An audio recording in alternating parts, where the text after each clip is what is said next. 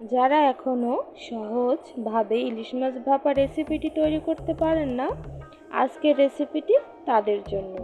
বিশ্বাস করেন, এরকমভাবে ইলিশ মাছ ভাপা তৈরি করলে নিমিষেই এক প্লেট ভাত শেষ হয়ে যাবে, আর কোনো রেসিপি প্রয়োজন হবে না।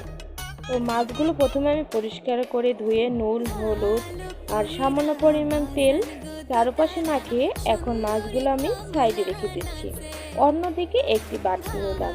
এবার হচ্ছে আদা বাটা, জিরা বাটা, নারকেল বাটা আর দিয়ে দিচ্ছি সরিষা বাটা। আর এখন দিয়ে দিচ্ছি হলুদ গুঁড়া, মরিচের গুঁড়া আর লবণ। এখন মশলাগুলো আমি সব কিছু খুব ভালো করে মাখিয়ে এক সাইডে রেখে দিচ্ছি। এবার ফ্রাই প্যানে পরিমাণ মতন তেল দিয়ে ম্যারিনেট করা মাছগুলো ছেড়ে দিলাম। আর মাছগুলো হালকা করে ভেজে নিতে হবে, খুব বেশি ভাজা যাবে না। একদম শুধু এপিট ওপিট করে মাছগুলো আমি নামিয়ে নেব।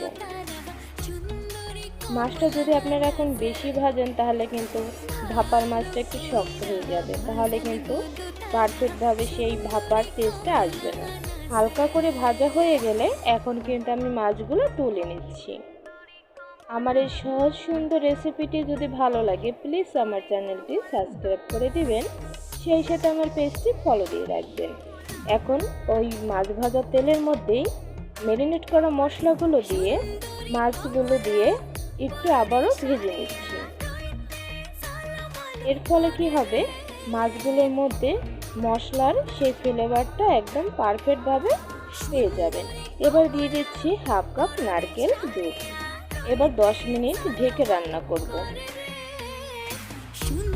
খুবই অল্প সময়ে মজাদার এবং সুন্দর রেসিপিটি তৈরি হয়ে গেল।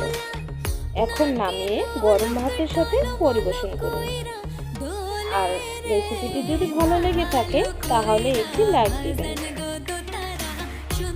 নিত্য নতুন ভিডিও পেতে চ্যানেলটি সাথে থাকুন। ধন্যবাদ সবাইকে।